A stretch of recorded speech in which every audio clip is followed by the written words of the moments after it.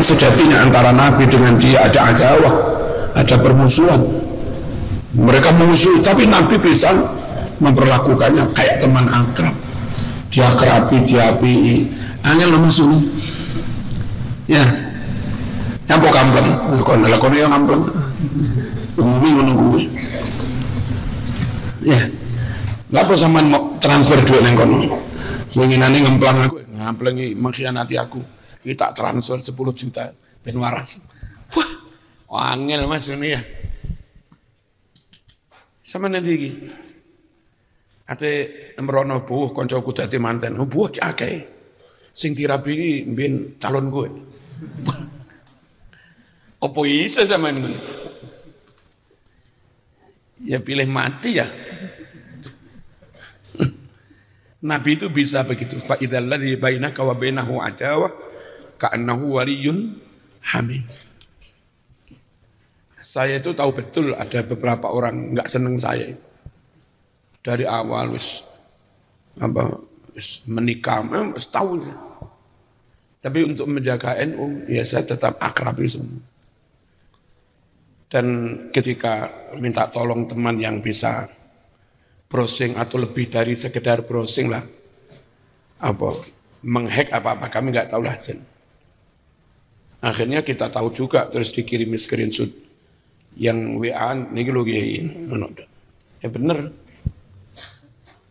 Tapi tetap aja tak akrab. As-Sayyidah Ummu Habibah Ramlah bintu Abi Sufyan.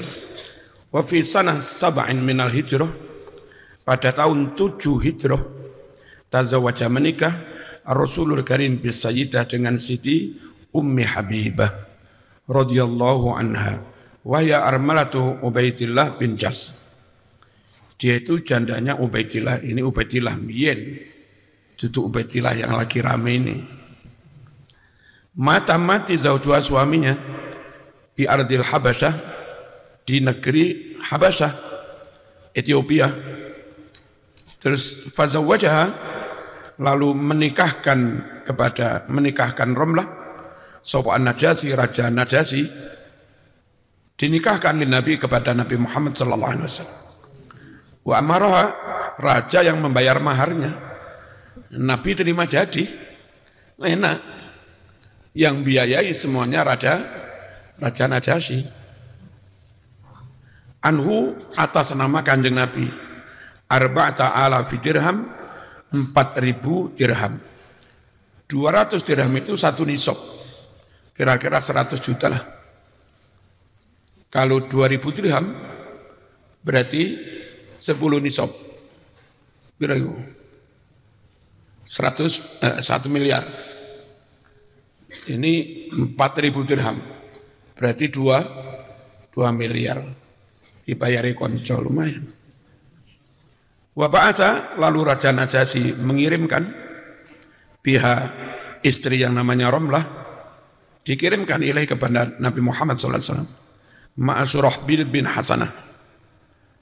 Waqad taqaddamat, telah lewat al-hikmatu, hikmah min tazawuji Rasul, hikmah dari nikahnya Rasulullah SAW pihak dengan Siti Ramlah fima sabaq, yang akhirnya Abu Sufyan pun masuk Islam. Ya. Cuma begini-begini itu akhirnya menyisakan analisa-analisa yang rodok dibarengi nafsu-nafsu. Terus Abu Sufyan ini punya anak Muawiyah. Nah, di zaman Ali bin Abi Thalib rame dengan Muawiyah. Ini anaknya Abu Sufyan, biyen bapakmu musuhi Nabi, wali kota musuhi Nabi, ngebosi perang Uhud. Nah, harusnya itu nggak usah mempedulikan masalah-masa lalu.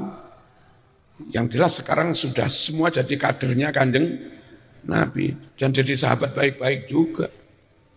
Tapi tetap nggak terima pendukungnya Ali bin Abi Thalib. Kurang ajar ini ya. Terjadilah perang Siffin. Nggak rela kalau yang menjadi raja Khalifatul Muslimin itu anaknya Abu Sufyan. Ya, karena sejarah, karena masa lalu.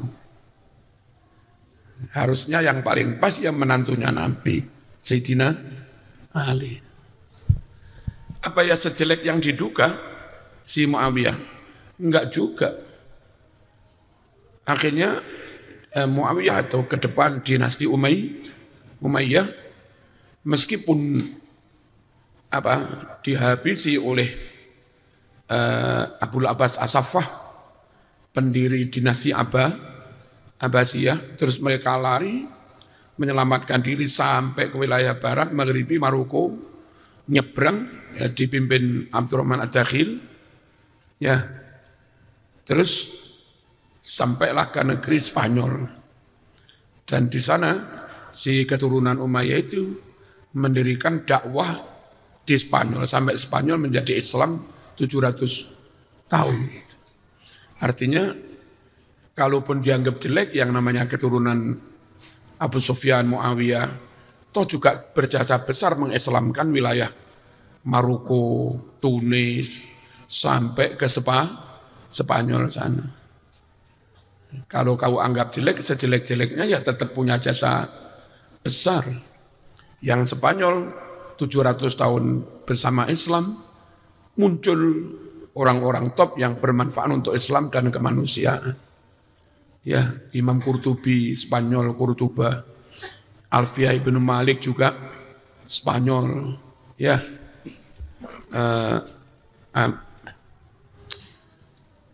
Al-Andalusi, Andalus, Ibnu Malik Al-Andalusi, Ibnu Sina, kedokteran Abu Tib, bapaknya ilmu kedokteran dunia, Al-Farabi, banyak, Ibnu Rushd, ilmuwan-ilmuwan top terlahir dari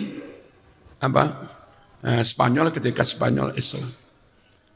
Dan itu kalaupun dianggap jariah anak putune Muawiyah.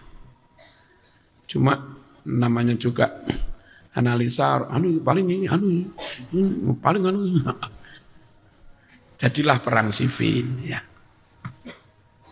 Dalam peristiwa perang Siffin terjadi orang menyebut agak akal-akalan. Tapi kalau dihitung fikihnya, kalaupun dianggap akal-akalan, mending rotok akal-akalan tapi menghentikan pertumpahan darah. Kalau enggak segera dihentikan, korbannya umat Islam di kedua belah pihak. Ya, kalaupun akal-akalan mau anggap elek, ya seelek-elek akal-akalan menyelamatkan ribuan nyawa, apa itu enggak lebih baik juga? Perang rame, Amr bin As jadi juru damainya pihak Muawiyah. Yang sana Abu Musa wonge keluguan. Amr bin As, rotok iso ngene-ngene. Cara NU no Amr bin As cerdasnya mirip-mirip Mbah Wahab lah. Ya, sing Abu Musa lugu. Iki mandek, lah terus piye? Ya kita menyatakan domisioner semua, biar nggak ada dualisme kekuasaan. Setelah menyatakan domisioner semua, mundur semua, nah baru membentuk kepanitiaan bersama, presidium yang itu berapa bulan tugasnya mengadakan pemilu raya. Nanti yang dipilih itu khalifah kita bersama. Baik usulannya. Oke.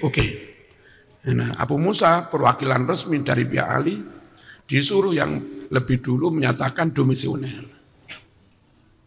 Ya. Setelah dinyatakan domisioner ganti Amr bin As perwakilan resmi dari Mu'ah. Saudara-saudara, fatrah kekosongan pemerintah itu enggak boleh, sedetik pun enggak boleh. Negara ini harus terus ada khalifahnya, enggak boleh putus untuk kesana. Nabi lanjut Abu Bakar lanjut Umar, Utsman, terus Ali, ya. Nah, ini supaya enggak terjadi kekosongan. Maka setelah Ali dinyatakan mundur, membatalkan diri, kami nyatakan Muawiyah sebagai khalifah yang sah. Loh ini kan kayak akal-akalan. Tapi dalam rangka jangan sampai ada fatroh. Jangan sampai umat Islam enggak punya pemimpin meskipun hanya 1 menit. Padahal sejatinya andai langsung ditoto, begitu dua-duanya menyatakan demisioner, langsung perwakilan resmi menyatakan fulan jadi ketua presidium. Itu sebetulnya juga bagian dari kekhalifan sementara yang diberi kewenangan membentuk pemerintah baru, enggak kosong juga sebetulnya. Tapi Abu Musa terlalu lugu. Nah, jadilah Umayyah khalifah. Berlangsung sampai berapa ratus tahun ini. Dendam itu belum hilang dari perwakilan Ahlul Bait. Ahlul Bait pun juga Ahlul Bait yang mana? Ali bin Abi Thalib Ahlul Bait. Tapi kalau Ahlul Bait itu ke atas yang haram terima zakat, Bani Hashim itu Ahlul Bait. Termasuk Abbasi Pak Li'e Kanjeng Nabi, dulure Sayyid Abdullah, punya anak Ibnu Abbas, itu juga Ahlul Bait, Bani Hashim. Gak bisa terima zakat dia. Nah, kelak dari perwakilan Ahlul Bait itu ada yang membangun kekuasaan. Muncullah Abu Abbas As-Saffah dari keturunan Abbas. Jadinya dinasti Abbasiyah. Berlangsung sekian tahun sampai mencapai masa kejayaan, dihancurkan Genghis Khan. Kubilai Khan, hancur Baghdad. Ada kampus, ada nizamiyah, macam-macam. Top mas, teknologi macam-macam punya. Dihancurkan sama Genghis Khan, Kubilai Khan itu apa? Sononya India apa? Mongolia. Padahal Mongolia yang katanya top, Islam Timur Tengah kalah, macam-macam kalah. Ini kalau wong Singosari diketoki kupingi. Dicegat ning laut kono, wakilah sampai Malaka sana. Dari pasukan Singosari ngirim entah berapa puluh kapal perang. Ning laut mereka dibuat enggak berdaya, ketoki kuping kon mulih. Ayo, lek aja nesu kon rene. Dilecehkan mas, kekuatan Mongolia, tentara mungkin mau guntingi kuping. Dinasti Umayyah Utsmaniyah Abbasiyah enggak berjasa, enggak berdaya. Muncul keturunan Sayyidina Utsman. Terus dinasti Utsmaniyah. Pusatnya di Turki. Sampai menjelang dunia modern ini. Terjadi perang dunia pertama Ottoman ya. Turki Utsmani. Model kayak zaman-zaman saiki ono koalisi barat, ono kekuatan Inggris macam-macam itu. Perangnya wis perang mirip-mirip modern. Terus sembuh piye ceritane akhirnya buyar. Ya. Nah, di saat Turki Utsmani yang mengayomi membawai umat Islam, satu negara besar Turki Utsmani buyar, maka kayak Indonesia yang memang tidak di bawah Turki Utsmani, bagi Mbah Hasyim Asy'ari sah kita memproklamirkan pemerintahan dan tidak termasuk buhut, enggak termasuk membangkang kepada pusat Turki Utsmani. Karena kita bukan bagian dari Turki Utsmani. Ada Turki Utsmani ya wis buyar. Jadi enggak bisa NKRI itu disebut buhut. Enggak bisa disebut separatisme, membangkang, memisahkan diri dari kekhilafan pusat, enggak bisa. Karena dalam sejarah kerajaan Islam kecil-kecil itu memang berdiri sendiri. Kita konteksnya bukan NKRI pisah dari Induk Khilafah Internasional, tapi NKRI itu malah menyatukan kerajaan kecil-kecil itu jadi satu. Malah afdol banget mas, timbang cilik-cilik, mending jadi siji. Lah yang nggak paham dikira NKRI itu memisahkan diri dari kekhilafan Turki Utsmani, enggak. Nah, itu sejarah.